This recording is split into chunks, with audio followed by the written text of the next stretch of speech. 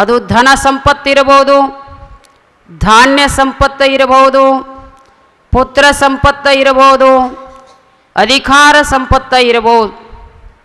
ಇವು ಎಲ್ಲವೂ ಬರಬೇಕಾದ್ರೆ ಅದರ ಹಿಂದೆ ಏನಿರಬೇಕಾಗ್ತದೆ ಅಂದ್ರೆ ಧರ್ಮ ಇರಬೇಕಾಗ್ತದೆ. ಧರ್ಮ ಒಂದು ಇರದೋ ಹೋದ್ರೆ ಯಾವ ಸಂಪತ್ತೂ ನಮ್ಮ ಜೊತೆಗೆ ನಮಗೆ ಸಹಾಯ ಮಾಡೋದಿಲ್ಲ. ಅದಕ್ಕೆ ಹೇಳ್ತಾ ಇದ್ದಾರೆ, ಅನಿತ್ಯಾನಿ ಶರೀರಾನಿ ವಿಭವೋ ನೈವ ಶಾಶ್ವತಃ ನಿತ್ಯಂ ಸನ್ನಿಹಿತೋ ಮೃತ್ಯು ಕರ್ತವ್ಯೋ ಧರ್ಮ ಸಂಗ್ರಹ. ಈ ಶರೀರ ಹೆಂಗದ ಅಂತ ಕೇಳಿದ್ರೆ ಅನಿತ್ಯವಾದದ್ದು. ಇದು ಹೆಂಗದ ಅಂತ ಕೇಳಿದ್ರೆ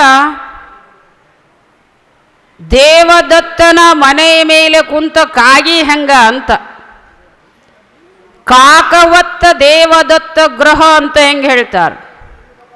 ಒಬ್ಬ ದೇವದತ್ತನ ಮನೆ ಮೇಲೆ ಕಾಗಿ ಕುಂತದ, ಅದು ಎಷ್ಟೊತ್ತಿಗೆ ಹಾರಿ ಹೋಗ್ತೈತೋ ಹೆಂಗೆ ಹೇಳಕ್ಕಾಗಂಗಿಲ್ಲಲ್ಲ. ಆದರೂ ಕೂಡ ಈ ದೇಹ ಆದರೂ ಕೂಡ ಅತಿ ಚಂಚಲವಾಗ್ಯದ, ಕ್ಷಣಿಕವಾಗ್ಯದ. ಈ ಕ್ಷಣಿಕವಾದಂಥ ದೇಹವನ್ನು ತೆಗೆದುಕೊಂಡು ಬಂದು ನಾವೇನು ಮಾಡಬೇಕು ಅಂದ್ರೆ ಶಾಶ್ವತವಾದಂಥ ಸುಖವನ್ನು ಹೊಂದಬೇಕು. ಮತ್ತೇನು ಹೇಳ್ತಾರ, ನಿತ್ಯಂ ಸನ್ನಿಹಿತೋ ಮೃತ್ಯು. ಮೃತ್ಯು ಅನ್ನತಕ್ಕಂಥದ್ದು ನಮ್ಮನ್ನು ಬಿಟ್ಟು ಎಷ್ಟು ದೂರ ಅದ ಅಂತ ಕೇಳಿದ್ರೆ ಅದು ದೂರ ಐತಿ ಅಂತ ಹೇಳಕ್ ಬರಂಗಿಲ್ಲ. ಮೃತ್ಯು ಮರಣ ಅದು ಹೆಂಗೈತಿ ಅಂದ್ರೆ ನಮ್ಮ ದೇಹದ ನೆರಳಿದ್ದಂಗೆ ಮರಣ ಅದ. ನಾಸಿವಂತ ದೇಹ ಜಾನಾರೇ ಸಕಲ್ ಆವಿಷ್ಕಾತೋ ಕಾಳ ಸಾವಧಾನ್ ಸಂತ್ರ ಹೇಳ್ತಾ ಇದ್ದಾರೆ. ನಾಸಿವಂತ ದೇಹ ಜಾನಾರೇ ಸಕಲ್ ಎಲ್ಲವನ್ನೂ ಬಿಟ್ಟು ಹೋಗ್ತದ. ಆವಿಷ್ಯ ಅನ್ನತಕ್ಕಂಥದ್ದು ಏನು ಮಾಡಾಕತ್ತದ ಅಂದ್ರೆ ಕಾಳ ಅನ್ನತಕ್ಕಂಥದ್ದು, ಕಾಲ ಅನ್ನತಕ್ಕಂಥದ್ದು ನಮ್ಮ ಆವಿಷ್ಯವನ್ನು ತಿಂದು ಹಾಕಾಕತ್ತದ. ಕ್ಷಣ ಕ್ಷಣಕ್ಕನೂ ನಾವು ಎದರ ಸಮೀಪ ಹೊಂಟೀವಿ ಅಂತಂದ್ರೆ ಮರಣದ ಸನಿ ಹೊಂಟಿದೀವಿ. ಹಂಗಾರೆ ನಾವು ಏನು ಮಾಡಬೇಕಾಗ್ಯದ ಅಂತ ಕೇಳಿದ್ರೆ ಸಂತರ ಹೇಳ್ತಾರ, ಆ ಕರ್ತವ್ಯವೋ ಧರ್ಮ ಸಂಗ್ರಹ. ನಿನ್ನ ಕೆಲಸ ಏನಪ್ಪ ಅಂತ ಕೇಳಿದ್ರೆ ಧರ್ಮ ಸಂಪಾದನೆ ಮಾಡು. ಸುಮ್ಮನೆ ನಾವೇನಿಲ್ಲ, ಆ ಧರ್ಮವೇ ಎಲ್ಲ ಸುಖಕ್ಕೆ ಕಾರಣ ಅದ. ಒಂದು ಮಾತು ಹೇಳ್ತಾರೆ ನೋಡು, ಪಲ್ಲೆ ಸೇ ಪಕಡೇತೋ ಸಬ್ಬ ವಸ್ತ್ರ ಆವ್ತಾ ಹೈ ಅಂತ. ಒಬ್ಬಕ್ಕೆ ಹೆಣ್ಮಗಳು ಬಟ್ಟೆ ತೊಳೆಯಕ್ಕೆ ಹೋಗಿದ್ಲು ಹೊಳಿಗೆ. ಒಂದು ಸೀರೆ ಹಿಂಗೆ ನೀರಾಗ ಹರ್ಕೊಂಡು ಹೊಂಟಿತ್ತು. ಆ ಒಂದು ಚುಂಗ ಏನೋ ಕೈಯಾಗ ಸಿಕ್ತು. ಒಂದು ಚುಂಗ ಹಿಡಿದು ಜಗ್ಗಿದ್ರೆ ಎಲ್ಲ ಸೀರೆ ಹೇಗೆ ಬರ್ತೈತೋ ಹಾಗೆ ಧರ್ಮ ಒಂದನ್ನು ನಾವು ಸಂಪಾದನೆ ಮಾಡಿದ್ರೆ ಎಲ್ಲ ಸುಖಗಳೇನಾಗ್ತಾವಂದ್ರೆ ಅದರಿಂದ ಪ್ರಾಪ್ತ ಆಗ್ತಾ ಇದ್ದವು. ಅದಕ್ಕೆ ಹೇಳಿದರು, ಧರ್ಮೋ ರಕ್ಷತಿ ರಕ್ಷಿತಃ ಧರ್ಮ ಏವ ಹತೋ ಹಂತಿ. ಧರ್ಮವನ್ನು ನೀನು ಹನನ ಮಾಡಬೇಡ, ಧರ್ಮವನ್ನು ನೀ ದಾಟಿ ಹೋಗಬೇಡ. ಧರ್ಮವನ್ನು ನೀ ದಾಟಿದಿ ಅಂತಂದ್ರೆ ಏನಾಗ್ತದ ಅಂದ್ರೆ ನಿನ್ನ ಧರ್ಮ ಎಂದೂ ಸಂರಕ್ಷಣೆ ಮಾಡೋದಿಲ್ಲ. ಬಹಳ ದೊಡ್ಡವರು ಧರ್ಮವನ್ನು ಬಿಟ್ಟ ಅತಿ ಕಷ್ಟವನ್ನು ಪಟ್ಟಿದ್ದಾರೆ. ಯೋಗ ಸಿದ್ಧಿಯ ಪಡೆದು ರಾಜ್ಯದ ಭೋಗವನ್ನು ಭೋಗಿಸಿ ಪರಾಕ್ರಮಿಯಾಗಿ ಸಪ್ತ ದೀಪಗಳಿಗೆ ಅಧಿಪತಿಯು ತಾನೆನೆಸಿ ಯೋಗಿಯಾಗಿಹ ಕಾರ್ತ್ಯವೀರ್ಯನು ಭಾರ್ಗವನ ಪರಶುವಿಗೆ ಭುಜಗಳ ನೀಗಿ ಕಳೆದನು ರಾಜ್ಯ ಮದದಲ್ಲಿ ಮಗನೇ ಕೇಳೆಂದ. ಇದೊಂದು ಕತೆ. ಏನು ಅಂದ್ರೆ ಅನಂತ ಕಾಲ ಯೋಗವನ್ನು ಮಾಡಿ ಅಷ್ಟಮಾ ಸಿದ್ಧಿಗಳನ್ನು ಪ್ರಾಪ್ತ ಮಾಡಿಕೊಂಡಿದ್ದ ಕಾರ್ತ್ಯವೀರ ಅರ್ಜುನ ಅಂತ ತಿಳ್ಕೊಂಡು ಬಹಳ ತಪಸ್ಸು ಮಾಡಿ ಸಿದ್ಧಿ ಪ್ರಾಪ್ತಿಯಿಂದ ಎಲ್ಲ ಭೂಮಂಡಲಗೆ ನವಖಂಡ ಪೃಥ್ವಿಯ ಅಧಿಕಾರಿಯಾಗಿದ್ದ ಸಪ್ತ ದೀಪಗಳ ಒಡೆಯನಾಗಿರ್ತಕ್ಕಂಥ ಕಾರ್ತ್ಯವೀರಾರ್ಜುನ ತನ್ನ ದಂಡ ತಗೊಂಡು ಏನು ಮಾಡಿದ್ದ ಅಂತ ಕೇಳಿದ್ರೆ ದಂಡೆತ್ತಿ ಯುದ್ಧ ಮಾಡ್ಲಿಕ್ಕೆ ಹೋಗಿದ್ದ. ಎಲ್ಲಿ ವಾದಲ್ಲೆಲ್ಲ ಗೆದ್ಕೊಂಡ ಬರ್ತಿದ್ದ. ಗೆದಿಬೇಕಾದ್ರೂ ಪುಣ್ಯ ಬೇಕು.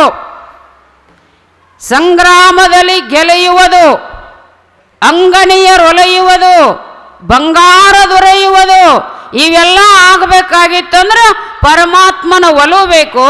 ಪರಮಾತ್ಮ ಒಲು ನಮ್ಮ ಮ್ಯಾಗ ತೋರ್ಬೇಕಂದ್ರೆ ನಮ್ಮ ಹತ್ರ ಪುಣ್ಯ ಇರಬೇಕು, ಧರ್ಮ ಇರಬೇಕು.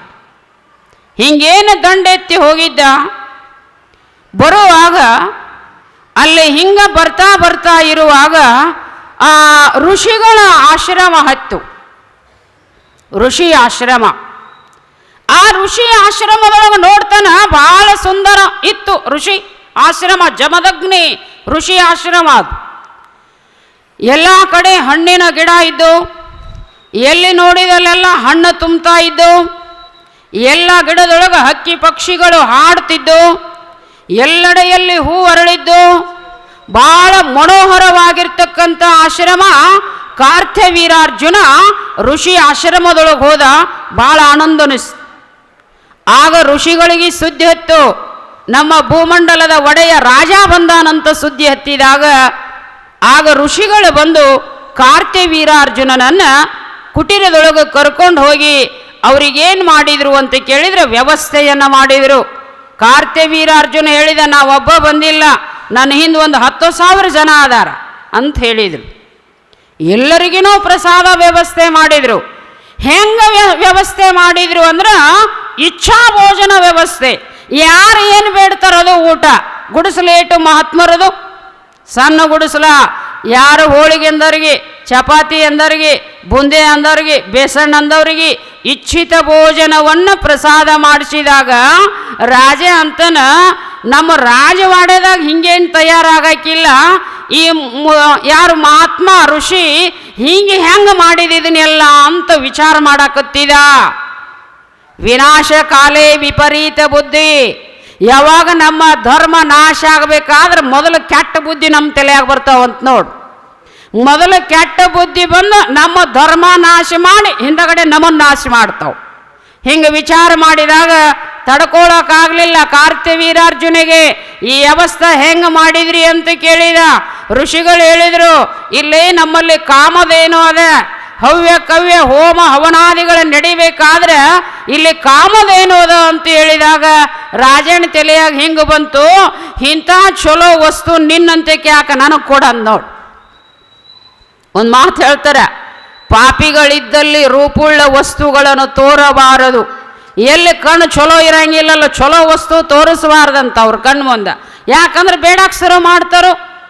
ಯಾವಾಗ ಹಿಂಗೆ ಕೇಳಿದ ಮೇಲೆ ಋಷಿಗಳು ಹೇಳ್ತಾರ, ನೋಡಪ್ಪ ನಾವು ಯಜ್ಞ ಮಾಡಬೇಕಾಗ್ತದೆ, ಹೋಮ ಹವನಗಳಿಗೆ ಅನುಕೂಲ ಆಗಲಿ ಅಂತ ತಿಳ್ಕೊಂಡು ದೇವತರು ನಮಗೆ ಕೊಟ್ಟಾರ, ಇದು ನೀ ಒಯ್ಯುವುದಲ್ಲ ಅಂತ ಹೇಳಿದಾಗ ಒಯ್ದ ತೀರ್ತೀನಿ ಅಂತ ತಿಳ್ಕೊಂಡು ಜಗಳ ಮಾಡಕ್ಕೆ ಹತ್ತಿದ. ಅಷ್ಟ ಅಲ್ಲ, ಜಮದಗ್ನಿ ರುಂಡನ ತೆಗೆದಂತ.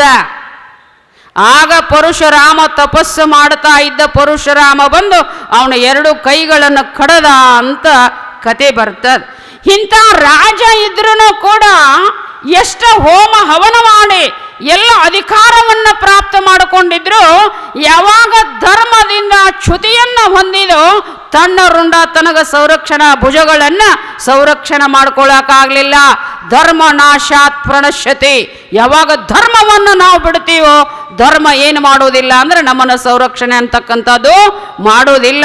ಎಲ್ಲ ಸುಖ ಸಮೃದ್ಧಿಗೂ ಈ ಜಗತ್ತು ನಿಂತದ್ದ ಎದರ ಮ್ಯಾಗ ಅಂದ್ರೆ ಧರ್ಮದ ಮ್ಯಾಗ ಜಗತ್ತು ನಿಂತದೆ. ಯಾವಾಗ ಧರ್ಮ ನಾಶ ಮಾಡ್ಕೊಂತೀವೋ ಧರ್ಮವನ್ನು ಕಳ್ಕೊಂತೀವೋ ನಾವು ಅಧೋಗತಿಯನ್ನು ಬಹಳ ದೊಡ್ಡ ದೊಡ್ಡ ಮಂದಿ ಅಧೋಗತಿಯನ್ನು ಹೊಂದಿದಾರ. ಆದ್ದರಿಂದ ನಾವೇನು ಮಾಡ್ಬೇಕಂದ್ರೆ ಧರ್ಮವನ್ನು ಸಂಪಾದನೆ ಮಾಡ್ಕೋಬೇಕು. ಎಲ್ಲಿ ಸಂಪಾದನೆ ಮಾಡ್ಕೊಳ್ಳೋದೇನು, ಸಾಲಿಗೆ ಎಲ್ಲರ ಹೋಗೋದೇನು, ನಾವು ಎಲ್ಲಿ ಕುಂತೀವಿ ಅಲ್ಲಿ ಚಲೋತಂಗ ನೋಡಿದ್ರೆ ಧರ್ಮ ಆಗ್ತದ. ಮೃದ ವಚನವೇ ಸಕಲ ಜಪಂಗಳಯ್ಯ. ಚಲೋತಂಗ ಮಾತಾಡಿದ್ರೆ ಧರ್ಮ ಉತ್ಪತ್ತಿ ಆಗ್ತದ. ಚಲೋ ಮಾತು ಕೇಳಿದ್ರೆ ಧರ್ಮ ಆಗ್ತದ. ಚಲೋತಂಗ ನಡೆದ್ರೆ ಧರ್ಮ ಆಗ್ತದ. ಚಲೋದ ತಿಂದ್ರೆ ಧರ್ಮ ಆಗ್ತದ.